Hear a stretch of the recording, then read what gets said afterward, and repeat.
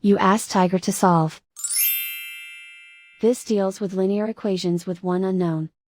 The final result is x equals 10. Let's solve it step by step.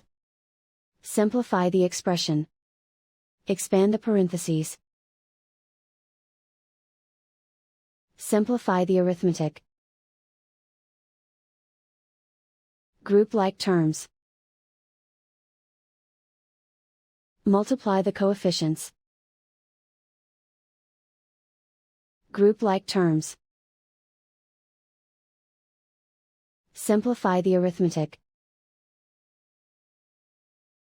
Group all x terms on the left side of the equation. Add 2x to both sides. Group like terms. Simplify the arithmetic. Group like terms. Simplify the arithmetic. Group all constants on the right side of the equation. Subtract 180 from both sides.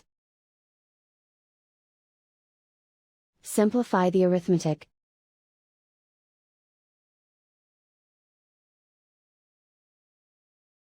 And so the final result is x equals 10.